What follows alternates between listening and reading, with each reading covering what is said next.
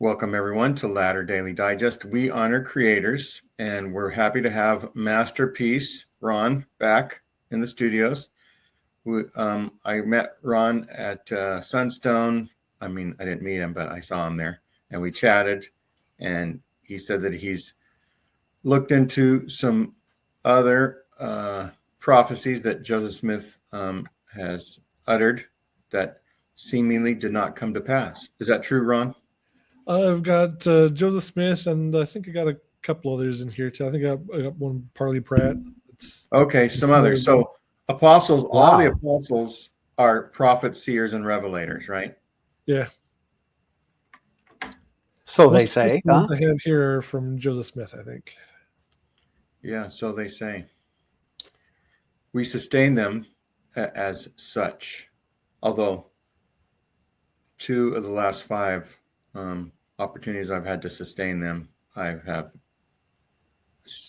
raised my hand in opposition, or whatever the non-sustaining vote is. I don't even remember what it's called. Is that from your couch that you did that? No, stake conference. Oh, you really did do it in front of the world, God and the angels. And the last 2 stake conferences I have attended, they did not do the sustaining. Now, I don't know if they only do it in the spring conference and not the fall conference. That's where I went the last 2 times. But I looked around and I said, did they do this in the adult session? Did they sustain? And they go, no, I don't remember. That's interesting that you point out that they didn't do the sustaining of everybody. So I don't know if because 3 years ago and 4 years ago, I voted opposed, if more people are voting opposed and the church is actually tamping the opportunities down so that other members of the Church of Jesus Christ of Latter-day Saints don't get the opportunity to see somebody thinking and acting on their own. Yeah, they're probably afraid that because the numbers are increasing of those who would raise their hand in opposition. So yeah, they don't want to put it out there and let people do that. In general conference, they only do it in the spring session as well. So I think in state conference it might be the same. Maybe. And so if anybody else has recognized that there's a slight change there, or if it's just me, or like Ron says, it's only in the spring, and so we need not worry about it too much. But I don't know. My recollection was every conference they did it when I was a kid, but I don't know if that's changed or not. So if anybody knows, leave it in the comment. And the true Church of Jesus Christ does not change, Gene. That's right. And I don't even know if it's the Church of Jesus Christ or the Church of Jesus Christ of Latter-day Saints or the Church of Jesus. Wait, what's the other thing? Seems like there's one other thing that they like to say. The Church of Latter-day Saints? Because it's that's Church of Jesus Christ.org, I think, is the official thing. And so they don't want anybody else to say the Church of Jesus Christ. They want everybody else to say the full name, I think. Yeah. On Facebook, and on YouTube, these commercials pop up all the time with missionaries, usually sister missionaries, saying, that they're from the Church of Jesus Christ and would like to share a message. And I'm like, whatever happened to the whole Church of Jesus Christ of Latter-day Saints? Is this a win for Satan too? Yeah. What do you think, Ron? And was there any prophecies that the Church of Jesus Christ of Latter-day Saints was going to have a roulette wheel of what it's going to call itself in the future? They had a long history of changing their name over and over again. So it started out with the Church of Christ, then the Church of the Latter-day Saints, then the Church of Jesus Christ of Latter-day Saints without the hyphen and capitalized letters. And then Brigham Young changed it to the hyphen and the lowercase letter. And I think because some other branch had the copyright on the other name, the capital D. Well, And the string I'd still use the original one. I think they just said that this is improper grammar, so you have to change it to match the right grammar. But they changed the revelation to match the new spelling and everything. The original documentation, the original handwritten one, is without the hyphen and the capital D and day. So they just keep changing it.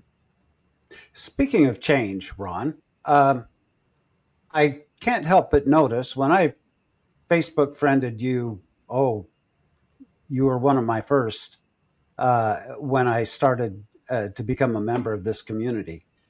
You look like half of the person that you used to be. Speaking of change, I've lost a little bit of weight, so the diet and I think exercise you has have. paid off. I've also changed my studio. I've moved to Utah and helping take care of my parents, so I've got a new studio.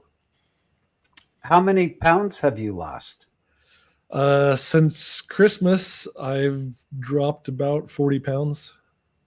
That's incredible. Good for Yeah. you. Yeah, thank you. Is there a special?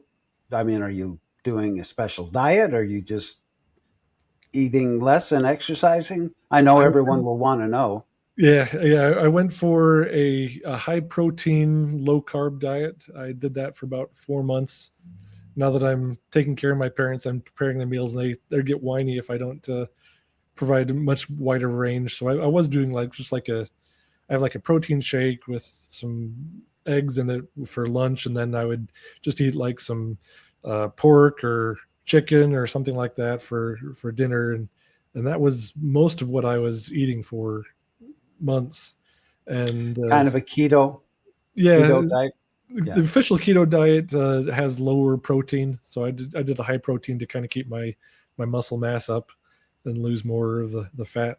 That was interesting. I was watching a podcast. It was a BYU professor that was explaining how he's been doing all this research and your metabolism and how it works. And he says this is the diet you want to do if you want to melt fat really fast. And I was losing 8 to 10 pounds a month that way. So it worked. Wonderful.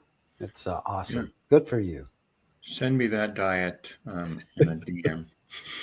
Just once, I'd like to go to the doctor and have him examine me and say, I'm afraid you're not getting enough sugar and fat in your diet. You need to, start eating donuts and start eating sugar. That. There are some people, right, that they just eat whatever and as much as they want, and they never gain an ounce. It seems like that would be like you, Gene. It could be like me, but I'm ounces. I do plenty of ounces, but I did lose 2 pounds on at Sunstone. Every time I see a picture of Gene, he's got a mound of ice cream, like unimaginable, with a spoon of ice cream in one hand and like a Big Mac in the other hand. And actually the last picture like that was a half of a crab sandwich. So Big Mac, big schmack. Yeah. So he's one of those that can eat and eat and eat and keep his same physique. It's because he's so tall. I know we can't tell how tall he is sitting down. Everyone thought that maybe him and I were the same height, but when we get together, it's like Mutt and Jeff. But he's so tall, all the food goes down to his legs and has to fill up, and so it doesn't even hit his stomach. Yeah, I didn't notice swollen ankles on the trip a little bit. Maybe that's from eating a lot just of salt. Squeeze some of the food back up into your system. So Ron, tell us where else you've appeared on other podcasts, and we'll try to put in links to the show notes. So I've been on Latter Daily Digest a few times. I've been on Mormonish quite a few times. Been on Mormonism Live. I did a similar podcast there with different false prophecies. I picked most of the ones I have here are different. I kept one because it kind of tied in. I've been and that was on Mormonism Live? Yeah. So yeah, we'll try to provide the link to that. Yeah, if you want more false prophecies, I've got a lot more on the show I did over there. I know Rebecca is always excited to have you on. Yeah. And I saw your last appearance on there. Great job. Thank you. Yeah, I have fun when I get to do some research and dig up something fun for some fun topic for. I've been with Nathan Hinckley on his Bishop's Interview podcast a few times, so I've been around. Yeah, kind of like podcast royalty, but never on Ward Radio. Never made it toward radio. Nope. I happen to be the podfather, so and Gene is the connections whisperer. So all three of us have become royalty in the podcast world, and we're lucky to have you on. By the way, we appreciate you coming. Oh, thank you. So, Randy, you can click down below and add the slides. Okay. Let's see what we've got here. Hey, that's me. All right.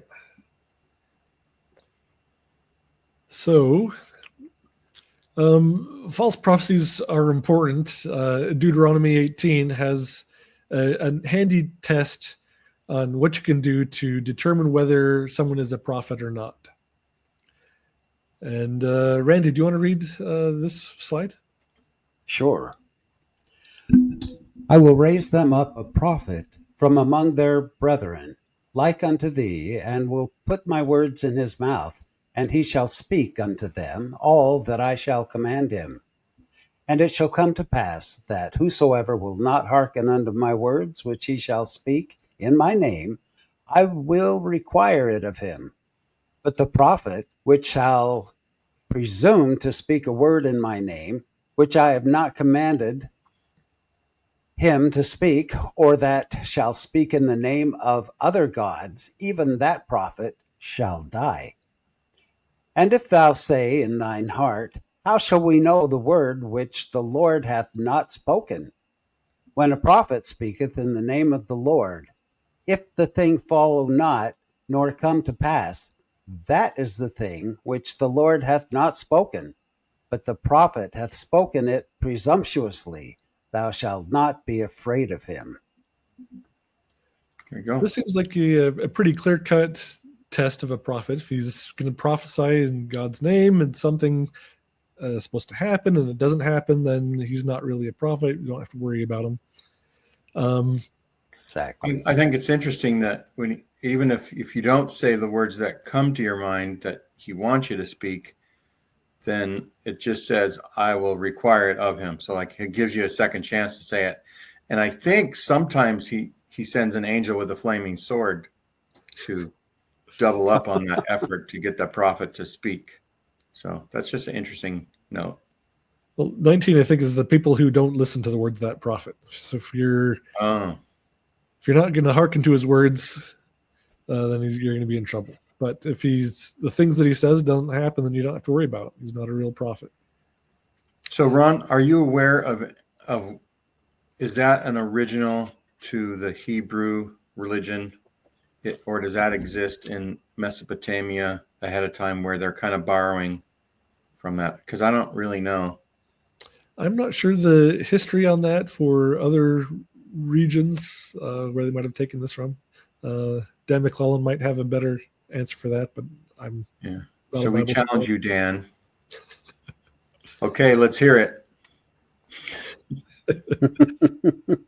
Okay, and then in DNC we have something similar.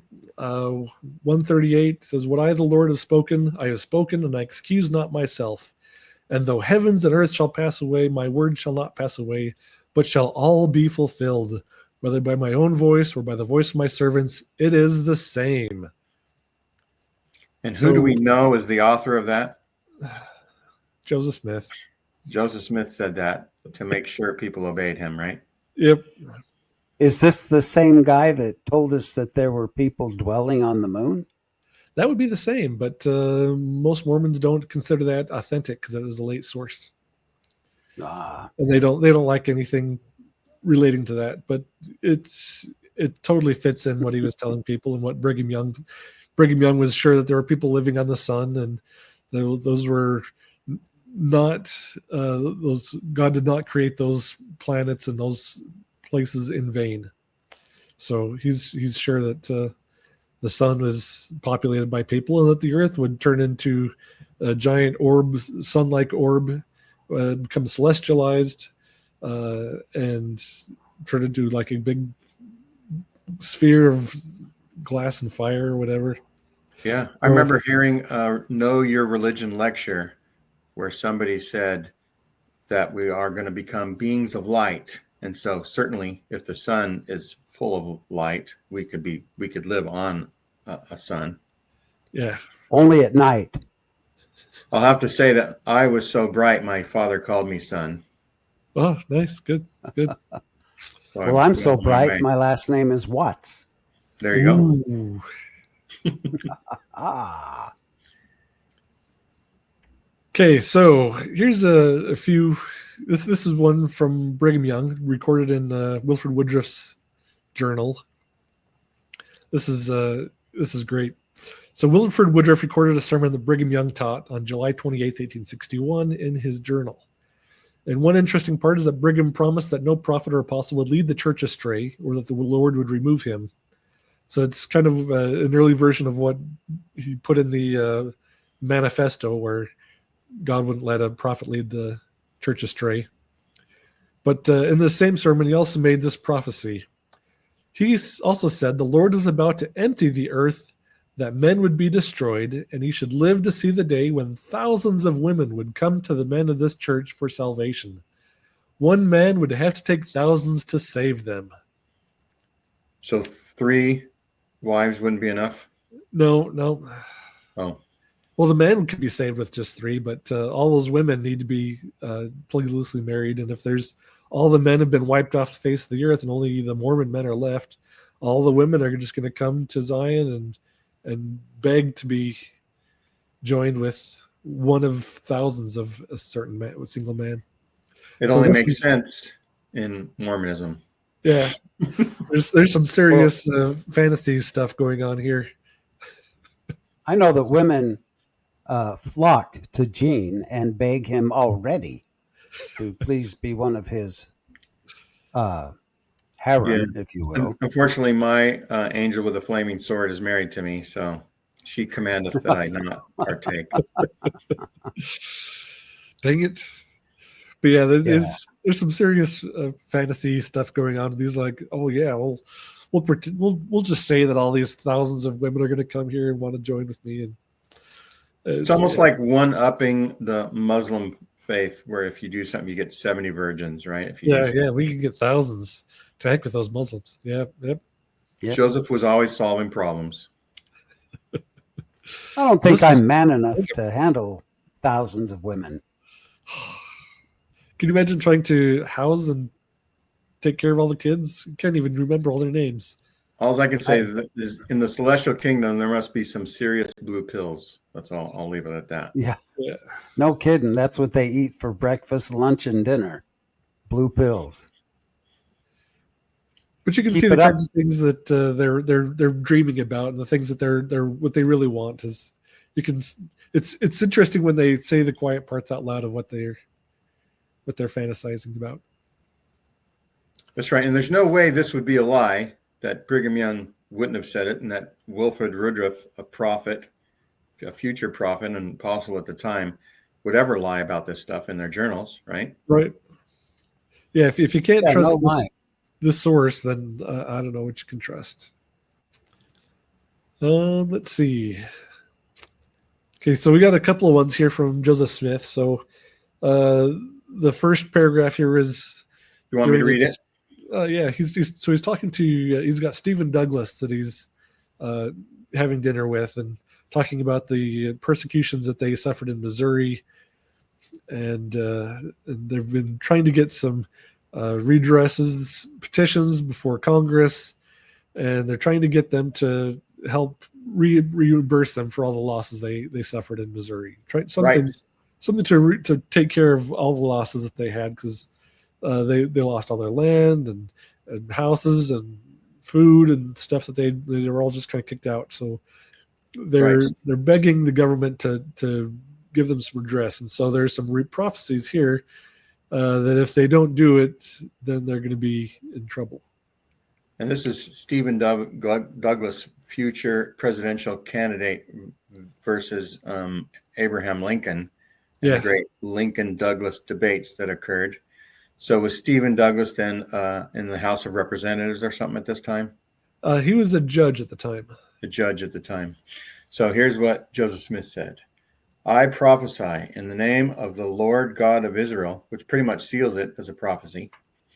Unless the United States redresses the wrongs committed upon the saints in the state of Missouri and punish the crimes committed by her officers in a few years, the government will be utterly overthrown and wasted, and there will not be so much as a potsherd left.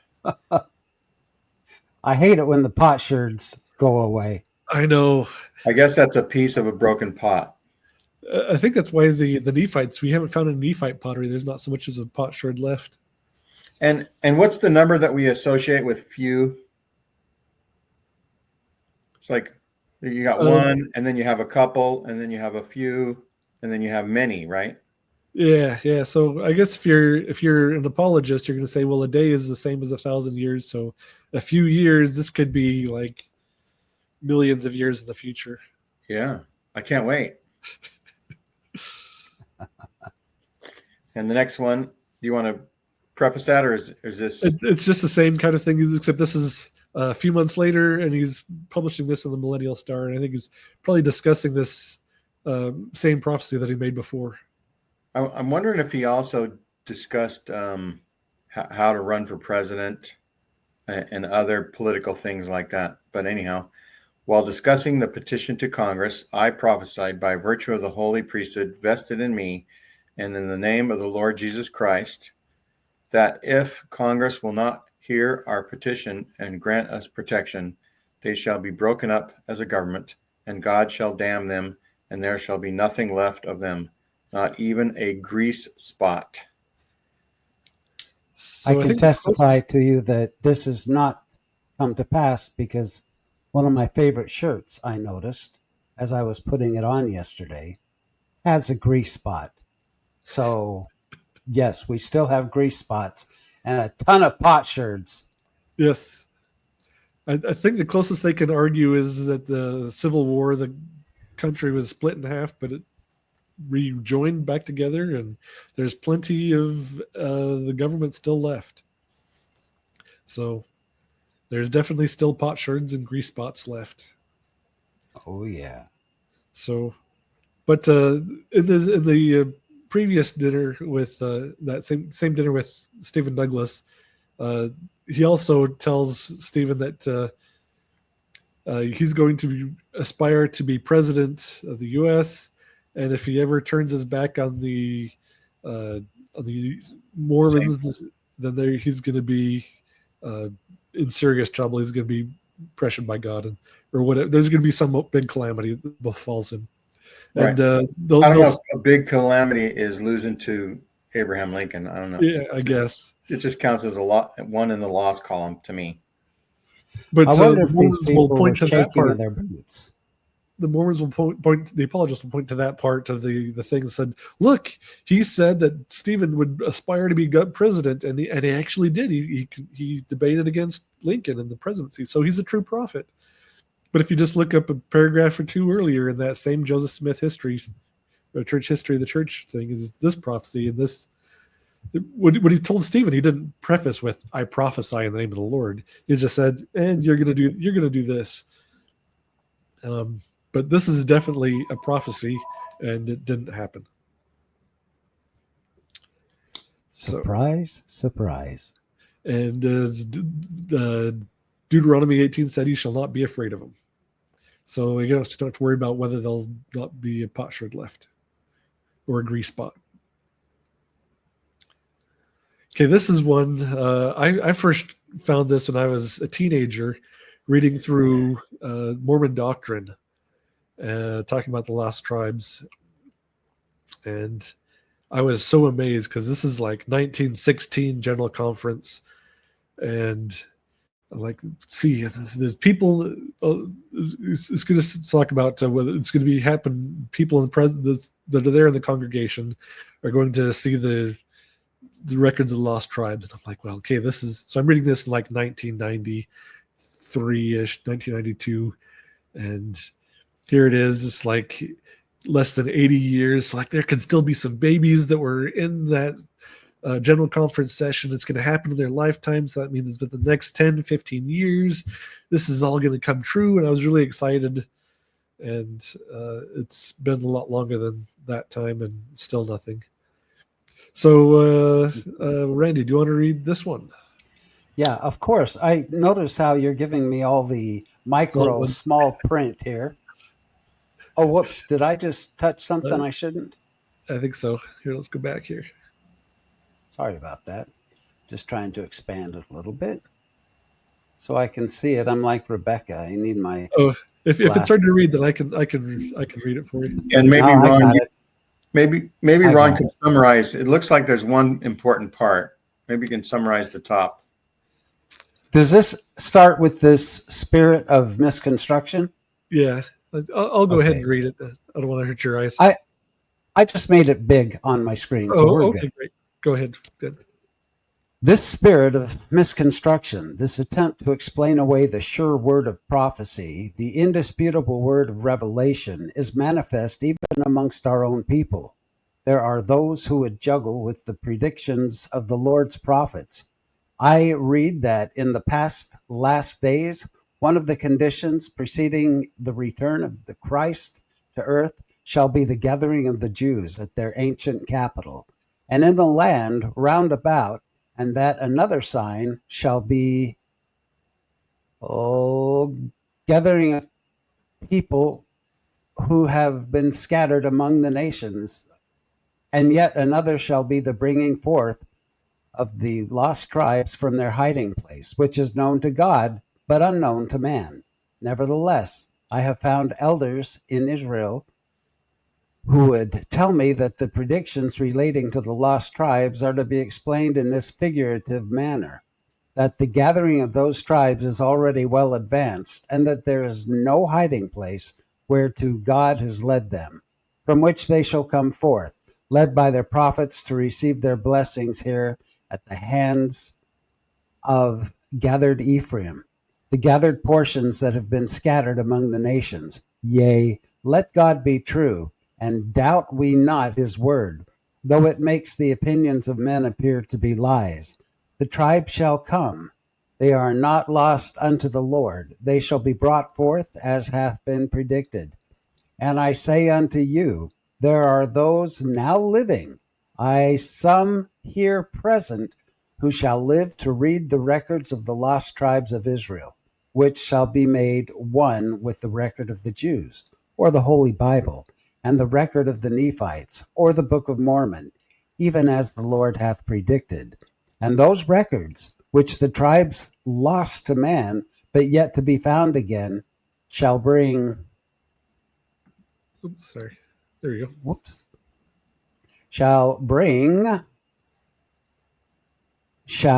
tell of the visit of the resurrected Christ to them, after he had manifested himself to the Nephites upon this continent. For as not one jot or tittle of the law has been permitted to fail, so surely no jot or tittle of the gospel shall go unfulfilled. Now we've got jots and tittles that, I've got a bunch of jots and tittles. I don't know about you guys. So it's interesting that he's saying that, look, so I think even today you'll find people saying, oh, the gathering of the lost tribes, they're scattered among everybody. So the missionaries going out are bringing people into the church. That's the gathering of the 12, the lost tribes. Here he is making sure that it's not that at all. There are people hiding somewhere on the earth that are the lost tribes, and from somewhere in the north countries, and God's going to bring them down, and they'll be part of the prophecies here that are fulfilled. Did they believe in the the Middle Earth, the inner Earth theory, where at the top of the North Pole was like Shangri-La, and that's where all the and you can go inside the Earth, and the Earth's inner core warms everything and makes everything beautiful there, and that's where the lost tribes are. Yeah, well, there's some prophecies that the tribes are hidden behind this great wall of ice. This ice wall is going to melt, and the tribes are going to walk out. The highway is going to be thrown up, and they're going to march down to Zion. Well, the flat earthers ought to believe that because they think it's a wall of ice around the flat Earth. So, yep. Wait, are you saying it's not? Are you saying the Earth's? What are you saying, that the Earth's not flat? You know, I think when I was like 10 and I read something of like how the people of Greece figured out that the shadows of something standing, it gets longer and longer as they march north, and they measured it, and they were like scientists, and they just figured, using those calculations, they figured the circumference of the world and all kinds of things. They were pretty accurate with their measurements too. I mean, they were within an incredibly close percentage of what the world really was. That's right. So there's no way. They call them grease spots. There you go. Every place they put their pole is a grease spot. But right.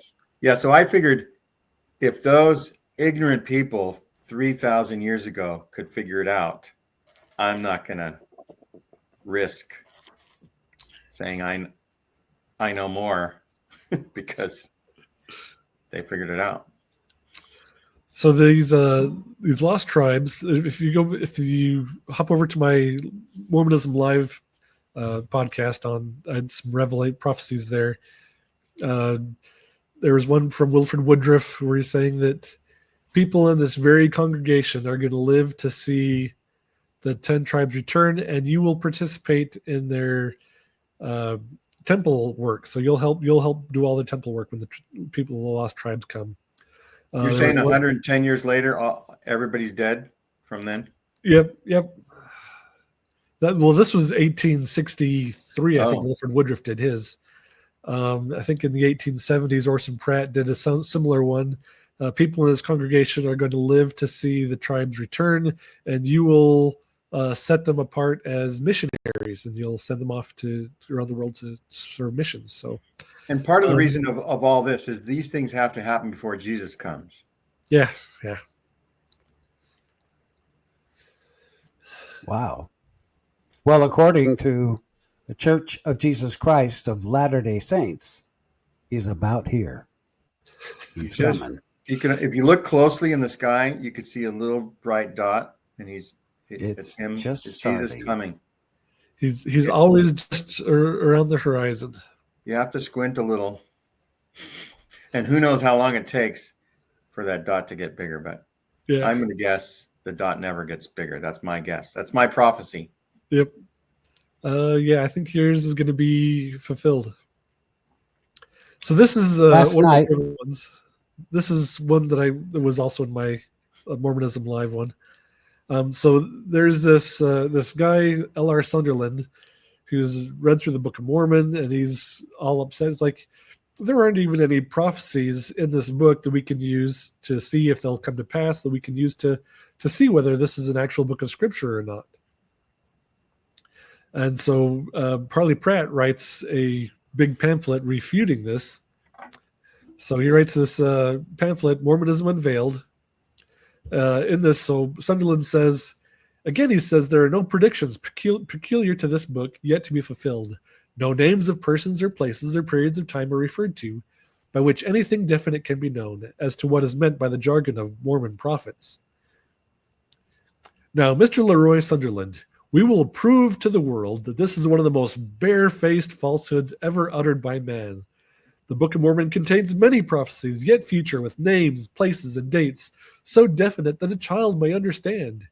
Indeed, it is one of the peculiar characteristics of the Book of Mormon that its predictions are plain, simple, definite, literal, positive, and very express as to their time of fulfillment. So we're going to see what his prophecies describe. And he goes through and lists a few of them. But then he gets to this fun page of this thing. So let's see. So he's referring to, he's going to quote some portions of the Book of Mormon. He doesn't go by chapter and verse because they didn't have them back then. So he goes by page. So also page 123, second edition. Woe be unto the Gentiles, saith the Lord of hosts, for notwithstanding I shall lengthen out my arm unto them from day to day, they will deny me. See also page 514, and read the fate of our nation and the fate of the Indians of the America in our day, that the Gentiles should reject the fullness of the gospel, the Book of Mormon. See also page 526, where a sign is given and the time clearly set for the restoration and gathering of Israel from their long dispersion. Namely, the coming forth of the Book of Mormon should also be the sign. And in the day that this work shall come forth, should this great event commence among all nations. Also, page 527, where all who will not hearken to the Book of Mormon shall be cut off from among the people. And that too, in the day it comes forth to the Gentiles and is rejected by them. And not only does this page set the time for the overthrow of our government and all other Gentile governments on the American continent, but the way and means of their utter destruction are clearly foretold. Namely, the remnant of Jacob shall go through among the Gentiles and tear them in pieces like a lion among the flocks of the sheep. Their hand shall be lifted up upon their adversaries, and all their enemies shall be cut off. This destruction includes an utter overthrow and desolation of our cities, forts, and strongholds, an entire annihilation of our race, except such as embrace the covenant and are numbered with Israel. Now, Mr. Sunderland, you have something definite and tangible, the time, the manner, the means, the names, the dates, and I will state as a prophecy that there will not be an unbelieving Gentile upon this continent 50 years hence, and if they are not greatly scourged and in a great measure overthrown within 5 to 10 years from this date, then the Book of Mormon will have proved itself false. And I think I have to agree with Pratt. I think this is his first true prophecy. These things didn't happen, and the Book of Mormon has proved itself false. There you go. So thanks everybody for watching. No, I'm just kidding. But I do thank everybody for watching. And if you've watched this far so far, go ahead and like, share, and subscribe, and do all the things. And we'll ask again later. But so this is a bombshell. It's amazing that almost no other persons know about this. Yeah, it's they've kind of buried this one. So when I found this, I was looking through like archive.org and finding different pamphlets by Pratt. And I'm like, well, I just need to go find a book with all of his writings in there, because there's some really wild stuff that he got. So I got this book, The Writings of Parley Parker Pratt, and it's written by a guy with the last name Robinson, who's a descendant of Parley Pratt. And I looked up this particular pamphlet that Parley published, and I was reading through it, and I'm like, okay, where's the revelation? Because I want to mark this revelation. And it wasn't there. And I took a picture of the page that in this book. So we have now, Mr. Sunderland, you have something definite with the tangible time, the manner, the means, the names, and dates. And then he goes on and totally skipped that part where he prophesied if it didn't happen within 50 years, then the Book of Mormon will be false. He just there's no asterisk, there's no ... There's nothing. There's nothing to mark that this prophecy was removed. So who do you think removed that? This was a descendant of Parley Pratt. When he's publishing this book, he just decided to leave that part out. Now, that's nice that they can just select what they want and what makes it look good. Yeah. Do you have this book? Yeah, it's this book right here. So you kind of referred to it as a pamphlet first. Is So it big enough to be a book? So this is a compilation of all of Parley Pratt's writings. So when his descendant is compiling all of his writings into a book, that's what this is, and he just left out that part. If you go, let's see, if you look back here, here's a link to the archive.org source for the pamphlet if you want to see the original. Okay. But it says it's an 1838 pamphlet called Mormonism Unveiled by Parley Pratt. That's right. I have a friend who has a podcast called the Mormon Atheist, and he wants to. He's like engaged in a project where if you don't use any church references, you just use external to the church references, then you get a different picture. It's almost as if the vast majority of what we know as Mormons is different from what real history might be. Almost like our leaders may have lied to us here and there, we'll say. So there's another one that I discussed in my Mormonism Live podcast with Wilford Woodruff. He goes up to Logan. He's there with Brigham Young. There's a big conference that they're doing, and he's says within 30 years you can stand up, climb up to the top of the tower of this temple in Logan that we're building, and you look back and you'll see all the changes that have taken place, and you'll reflect that this was at the time. You'll think back of this day when we were here, and you'll say this is before the time that New York and Albany and Boston were destroyed, before we had 1 million people here in this valley with palaces and towers, and before the country government was shattered and the people begged Brigham Young to be president, and before the leaders went back to Missouri to start rebuilding Zion there.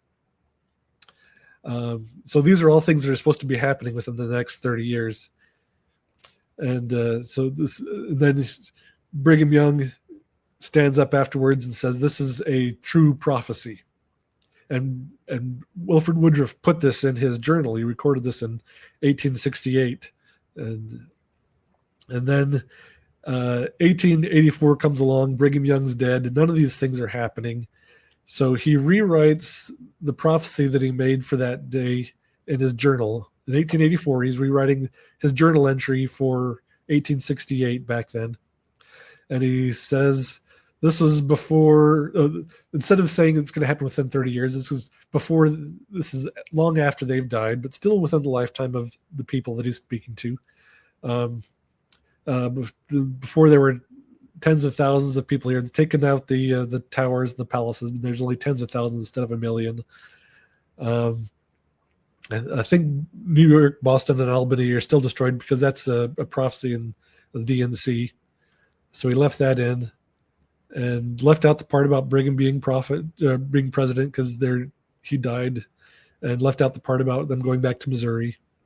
But he still left in the part where Brigham Young stands up and declares this to be a true prophecy. So if you go to FAIR's website, and they talk about this prophecy, and they mock the critics for insisting that it would happen within a certain period of time, because they only cite the second prophecy. They never cite the first one. Like, oh, this could be in the millennium after these people could be dead and be here as spirits looking at the top and looking back. So there's no definite time. It doesn't have to be within their lifetime. And these other things, it doesn't really matter. So it's, again, just like this Parley Pratt thing where they remove the missing prophecy, or they don't tell you about the earlier prophecy in 1868, which did give very definite things and very much more specific things that are definitely not coming true. So if they have to lie to you to get them to believe and pretend that these people are real prophets by hiding the false prophecies, you know it's not a good sign. Well, it came to pass in the book Visions of Glory, because it goes through all of this. So I think they must have read the book before they prophesied, except I don't think the book was available back then. But Right. it's funny. This is just a carbon copy of Visions of Glory that old boy had when he was out of his body. Lori Vallow's favorite book, by the way, as well as several other, notorious nutcases. Yeah. Yes. I That's think a dangerous book. I think we can have a future episode where we talk about the apologetic responses to prophecy that have failed, and that might be a good show. So I was telling one of my mission buddies about these false prophecies, and he decided that. So I've shared these to a number of people, very TBMs. That I'm like, this is very clear cut proof that these guys do not have the powers that they claim to have. So I mean, anybody, if this were any other religion, they would definitely see this kind of stuff and say they're obviously false prophets. No doubt about it. But since it's their prophets, they have to make exceptions for why these things don't count as a false prophecies or against them as whatever. So as I gave them to this mission buddy of mine, he's like, yeah, well, it happened elsewhere in the multiverse. So these are all true prophecies and they all happened. We just don't see them because they happened somewhere else on a different world, just like ours. Wow. Jesus could have returned then on some other universe already. And so here I am looking at Deuteronomy 18. And if they make a prophecy and it doesn't come to pass, then they're not a true prophet. You don't have to worry about what they say. Don't fear them. If anybody in any religion can say, yeah, I make a prophecy. Oh, it happened somewhere in some other world. It's a wood tool. If you want to read up on wood versus steel, was it real wood versus steel tools? Is that what the acronyms were for? Yeah. So definitely a wood tool that anybody can use to boost up their false prophecies or false teachings or whatever. Or God works in mysterious ways, works every single time. Yeah. Yeah, how embarrassing that they would say that multiverse thing. My gosh. It's my favorite one. It's my favorite one. It's like if all else fails, let's go to the multiverse excuse. That tells me I'd like to testify that Spider-Man is true. Yes. That's where I first learned of the multiverse. So if you guys think, whenever someone talks about Joseph being a true prophet, what's the one prophecy that he totally nailed? He got absolutely right. That his name would be known for good and evil throughout the world. Can you guys think of another one that did you just totally nail? That he was going to jail as a lamb to the slaughter. Oh, we'll see if that one's people were. That might be a late recollection of everybody. More like a wolf in sheep's clothing. Yeah. Okay, Ron, what's yours? Oh, it's got to be the Civil War prophecy, because I mean, he totally nailed it. It's going to be a war over slavery. It's going to start in South Carolina. I see. But you're going to say maybe there's a reason for it. There's a little bit of a reason for it. But so everybody thinks that this is one that definitely came to pass, and this is proof that he is a true prophet. So, you want me to read this one? Sure. The nullification crisis. So this is real United States history. Yeah. We're talking about. In 1828, northern states pushed through a tariff of 38% on imported goods and 45% on some raw materials. The northern states were manufacturers that were struggling with England importing cheaper products. The southern states were upset that they would be paying more for English goods, and their economy relied on exporting cotton back to England. This tariff would ruin the southern economy, and South Carolina was the most aggressive in their response. And by 1832, they were threatening civil war over this. In 1833, the tariff was removed and the crisis averted. So this is kind of sets the background. So we've got England, that's a huge portion of the southern states' economy. They're buying the cotton, they're importing their goods. And with this tariff, they're going to not be able to sell the cotton to England. England's not going to be buying all this stuff. They're not going to be sending ships, bringing a whole bunch of goods, and then bringing ships going back with the cotton and everything. This is all standard trade. So this tariff to try to bolster the northern states' economy was brutal, and so this was fighting words here. So South Carolina was ready to go civil war. And they were going to do a civil war. They were going to do a civil war so that they wouldn't have to suffer the consequences of the tariffs, which would cause their trade to go down the tubes. Yeah, they wanted to be separate. They didn't want to be held subject to these laws from the northern states. So this is the Painesville Telegraph on December 21st, 1832. Joseph Smith's prophecy was on December 25th, 1832. So the Painesville Telegraph is just a town very close to Kirtland, where Joseph is living. This is like the next town with a newspaper. So a lot of stuff, a lot of Mormon news going on. This is what they were reading. So he says, this article says, it is a direct appeal to the law of the strongest. The engendering strifes and dissolving the most endearing relations in life is not the climax of its mischief, for its aims at once at armed resistance and civil war. It does not propose the peaceable reference of a great constitutional question for the supreme judiciary, but recklessly nullifies the judiciary itself at a blow. It does not consent to a call of the Convention of the States as an advisory body and promise an ultimatum, acquiescence in its decision, but claims to be its own arbiter and avenger, throws itself upon such rights as it asserts, ipso arbitro trio, to be reserved and gathering in the attitude of defiance, bids the Union to come of it if it durst. So this is what Joseph is reading and thinking about this civil war, this constitutional crisis. So he makes this prophecy that a civil war is going to happen, this great war, and it's going to start in South Carolina. So let's take a look at what the prophecy says. Gene, do you want to read this one? Yes. And so you're saying that this prophecy, Joseph Smith envisioned happening very shortly. He thought this was going to come true right around the corner. Sometime next year, this is actually going to happen. 1, verily, thus saith the Lord concerning the wars that will shortly come to pass. There you go, shortly. Beginning at the rebellion of South Carolina, which will eventually terminate in the death and misery of many souls. And the time will come that war will be poured out upon all nations, beginning at this place. For behold, the southern states shall be divided against the northern states, and the southern states will call on other nations, even the nation of Great Britain, as it is called, and they shall also call upon other nations in order to defend themselves against other nations, and then war shall be poured out upon all nations. And it shall come to pass after many days, slaves shall rise up against their masters, who shall be marshaled and disciplined for war.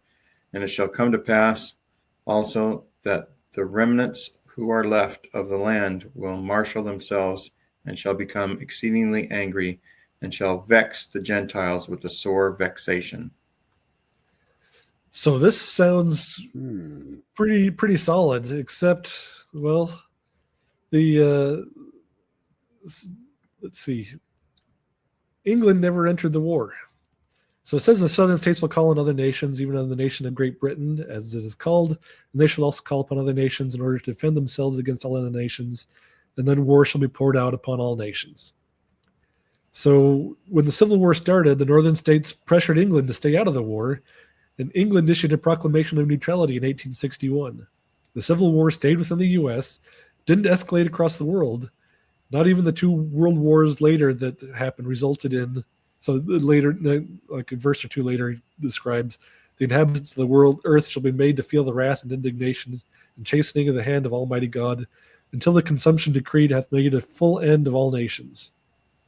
So we still have all of our nations left. So none of this is happening. There isn't an escalation of war being poured out upon all the land. Prophesying that there's going to be war that's always happening, a war that's happening in the future is like prophesying that it's going to rain someday. This is Eventually, Right. there's always going to be war. There's always going to be pestilence. There's always going to be famine. There's always going to be these things. if you wait long enough. They're not escalating into this great, massive event that's going to bring all the nations together to the end. It's all just standard things that happen all the time. Well, it may have happened in another part of the multiverse. Another multiverse, yes, exactly. So, I mean, so this part never happened. So if we look back here, so the slaves did rise up. They did fight in the Civil War. But then we have this verse 5. Let's see. What is he doing prophesying on Christmas anyway? Yeah. That's a dumb day to prophesy. He should be opening gifts and celebrating this family. Yeah. So it says, "And it shall come to pass also that the remnants who are left in the land will marshal themselves, shall become exceedingly angry, and shall vex the Gentiles with the sore vexation." So who are these remnants? We saw them mentioned in the previous one by Parley Pratt. But if you look at the footnotes, these remnants are always the remnants of the house of Israel. In this case, this is going to be the American Indians. Right.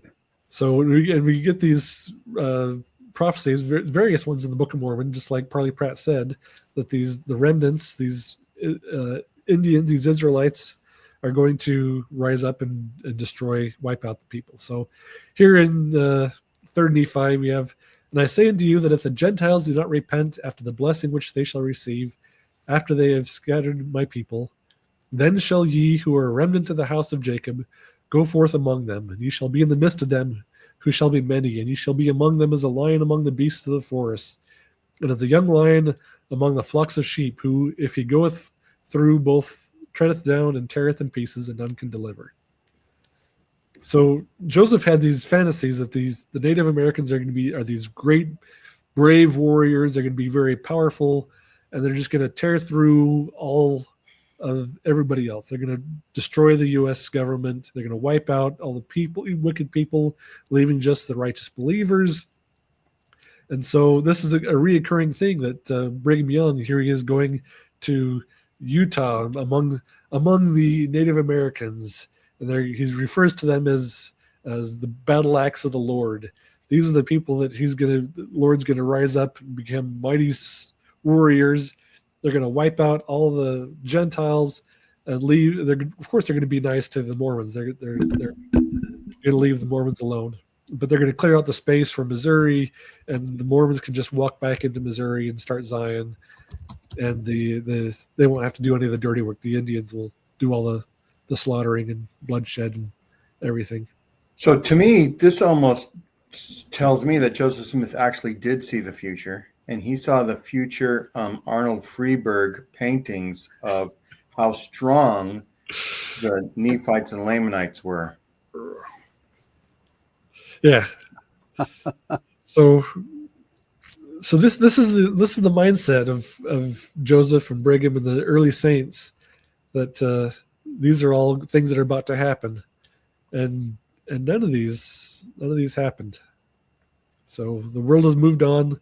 We're not going to have the Native Americans rise up and mighty warriors and wipe out everybody else in the country and restore the Mormons to Zion. So Joseph got about 2 or 3 pieces of a jigsaw puzzle correct. Everything else they don't mention. It's like, yeah, he predicted the Civil War. Yeah, guess what? Keep reading, buddy, because he was wrong on a lot of crap. And the reason why he got those 2 parts right was just because that was the part that was going on right then, that he's reading in the paper of South Carolina being all uppity and threatening civil war, and you got the slavery is all a big thing that they're arguing about, and that's a big part of their economy, why they have to have the slaves to produce the cotton that they're going to sell to England. This is all things that are all going on right then. So it's not like he foresaw the Civil War 20 years ahead of time and he's an amazing prophet. It's just it's been simmering for 20 years, the exact same thing. Yeah, big deal, huh? And he got everything else wrong in the prophecy, so it doesn't count. But that's still the one place that people point to, like this is where Joseph Smith totally nailed it, because he got the Civil War and slavery and South Carolina. But the Mormons didn't publish that prophecy. It wasn't canonized until 1877. So once the Civil War started, they're like, oh, hey, you remember this thing that Joseph Smith said once? We totally called this. Look what he said. We've got a prophet among us. Because he got this whole Civil War thing right. That's what they were posting in the papers in 1861. But they didn't really talk a whole lot about it before then. They didn't publish it. Joseph mentioned it a couple of times in his sermons and up through 1840s. But yeah, the revelation was never included in the D&C until after the Civil War happened. And then they're like, oh, yeah, he totally called that one. Yeah. That don't impress me much. So that's what I've got for you guys today. Hopefully you found it enlightening, but just don't worry about these Mormon prophets. There's tons and tons of these prophecies that they make.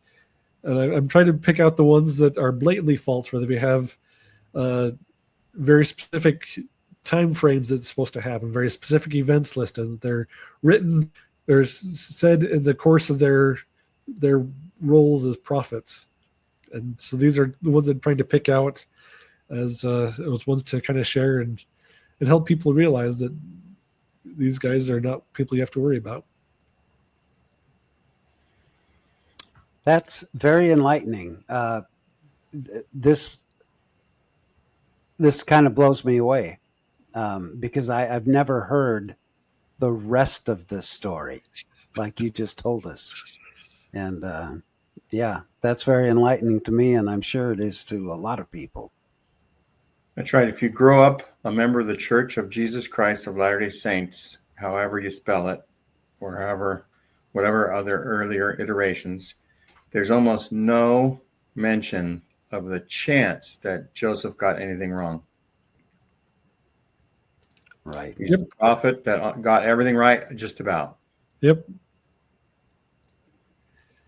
I'm not even sure if they do ever say that he has a flaw, other than he used to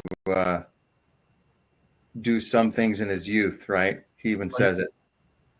Do you remember what he says? Like Joseph Smith history. It was he's like what he's talking about how he had some after the first vision happened, he did some things that he was embarrassed by or ashamed of, just kind of foibles of youth type of thing. Yeah.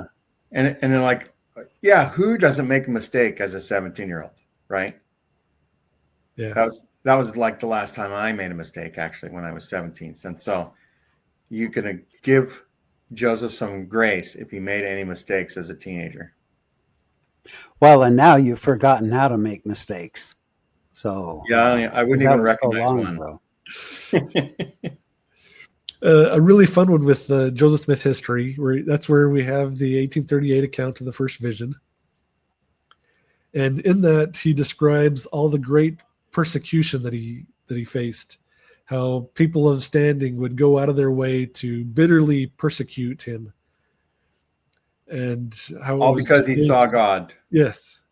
It was just proof that he was this great, he had this great role and he did this great thing because Satan's stirring up all this contention and how strange it was that people of very notable status in life in the area would go out of their way to persecute him, except nobody knew about it. If you look, no contemporaneous entries about Joseph nothing. Smith. There's nothing in the newspaper, which was the gossip rags. It's the Facebook community rag. tabloid at the time. That you The hear Inquirer. anything interesting going on. There's nothing in there. There's Lucy Mack's history, the original transcript that she wrote, didn't mention anything about it. And the first time she talks about a visitation where they're having dinner and talking about how to tell which church was true, and Joseph goes up thinking about this. Then he goes to bed, and then the angel Moroni comes and tells him that there's no church true, and then about the golden plates. So that's her history of how it happened.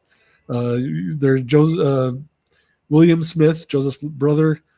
He did a pamphlet on the history of the church and talks about Joseph Smith wanted to know which church was true. He goes into the woods, and Angel Moroni appears to him and tells him about the gold plates. That's his origin story. And his own family doesn't know the story. The people in town don't know the story. We have Halliburton, the Mormonism Unveiled, going through and getting affidavits from all the people in town in the early 1830s. Not a single mention of this first vision. So if people are going to be talking about that, I mean, they would definitely be talking about that. They talk about Joseph or the angel, the gold Bible, things like that. Nobody knows about the first vision, and yet Joseph is writing that this is people in town are bitterly persecuting him because of it. So, I mean, we can't know what Joseph saw. We weren't there. We can't verify he saw what he said he saw, but we can verify the things that he described around it. And if he's lying about the things that we can verify, how are we supposed to trust what he's saying, the stuff that we can't verify? So you're saying they might not be gold plates? I'm saying that the whole first vision is a late reconstruction, and he lied about it all. That's right. Okay, now you guys are being blasphemous. You know that, right? That's right. And here you go. Here's another blast of blasphemy. If people will just read Joseph Smith's first discussion about this event, he writes in his own hand in 1832, I believe. He's already the church is 2 years old, so you might as well start writing the history of the church. Yep. And so he's writing his history and the history of the church, and he says that he had already concluded that all the churches weren't following Jesus. And so that directly contradicts the 1838 official version that says he's wondering about which church is possible on earth that is God's church. And then God says, nope, it's none of them. And so he could have said right there, you were right all along, Joseph. Yeah, good guess, Joe. Yeah. There are very stark contradictions among all the different versions of the first vision. But and you can look at those and say, yeah, these aren't true. But you don't even have to do that. You can just look and see that he's saying that all this persecution happened, and he's lying about the persecution. If he's lying about this, there's no reason to trust that anything else that he's saying is accurate, is true. So that's right. So I if I thought about it, I would have asked John G. Turner, what would a book about Joseph Smith look like if you didn't use Mormons' versions of things, right?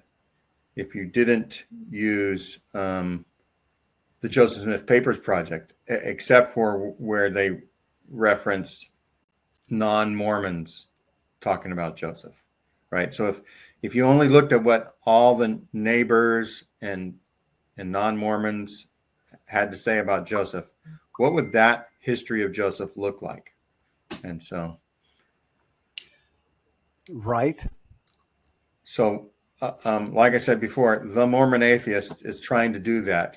Now he's raw. He doesn't have any historical training. He sometimes we'll say, jump to conclusions, which is really fun. If I ever going to jump in my old age, it's going to be to conclusions from now on. But anyhow, there's a really fun biography of Brigham Young. Let me grab it here.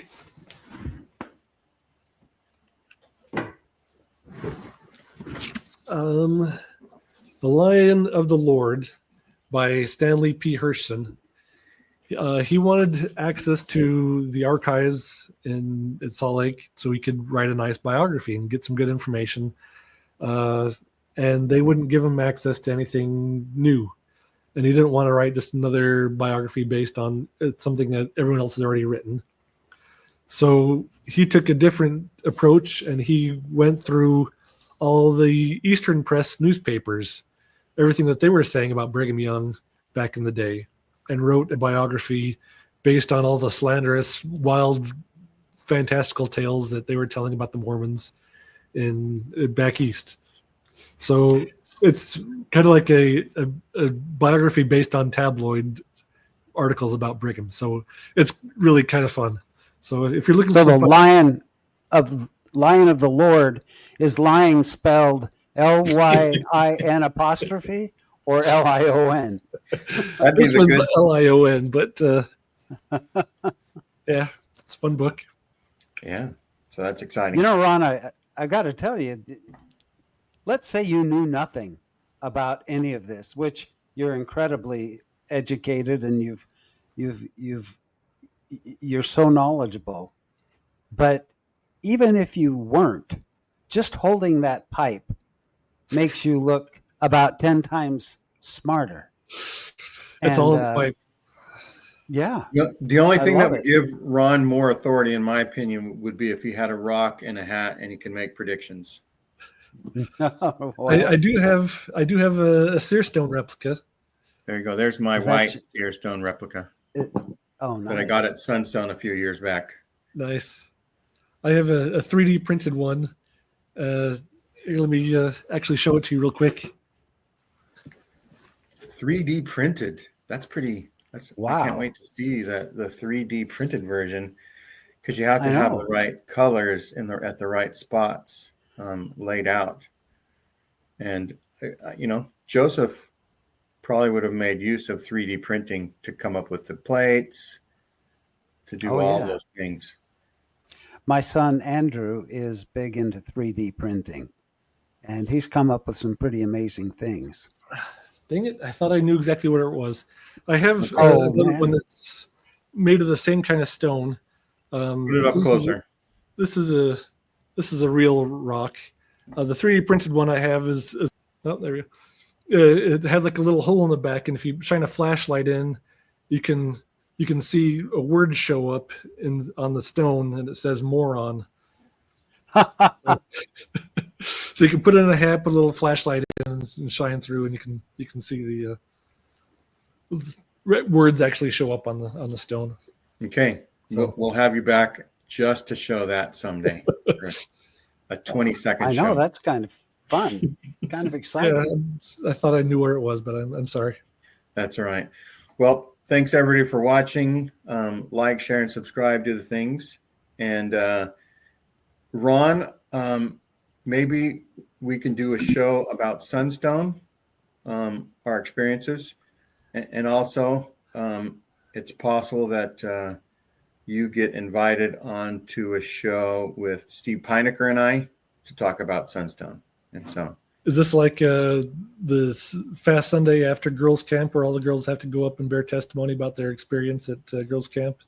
Yeah, bear your testimony about Sunstone, but it's basically like a recap: what was good, what was better, what was best. Because there's nothing wrong with Sunstone, right? Oh, no, nothing. It's only like good, better, or best. And so because I didn't hit, I don't think as many sessions as you did. Did you go to a lot of sessions? I've tried to hit.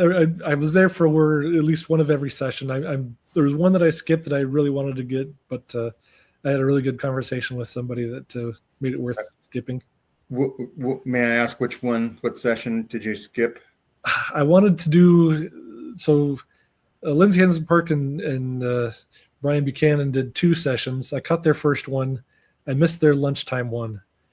So I had gone out to lunch with another gentleman, and we got to talk about some fun fictional stories that we were writing in the world of Mormondom. Yeah, I think I missed that one as well because I went to lunch early, and I still got back late. after the lunch because we had such a good time. Yeah. Because I think I was with Backyard Professor at lunchtime. Okay. So that's going to take a long time. Yep, absolutely. All right. Everybody have a great rest of 2025. Bye-bye. Great. See ya.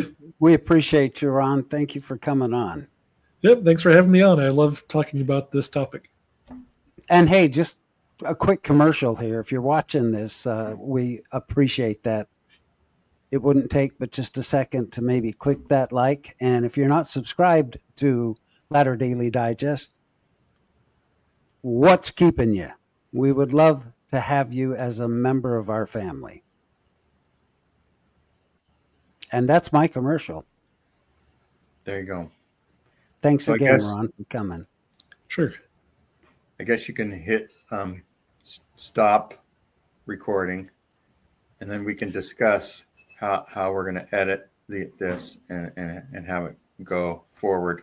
I'm almost thinking of airing it later today if we can get a nice tight edit going and figure out how to toss back and forth. You should be able to see that you have to hit it twice. You have to hit stop recording, and you have to say, yes, I want to stop recording. And then the recording will stop, but we'll still be here. I'm looking for that. Where It should be off on the right-hand side, the red bar that says recording. You hit that, and then you hit it again. It'll open up a box. It says below. leave studio. Not that. It's up on that right-hand side. Oh, there we go. I had expanded my screen and made Oh, right. You went full screen. Right. Yeah, So I went full screen on us. Okay. Yeah. Let's see. Yeah. And recording. And here we go.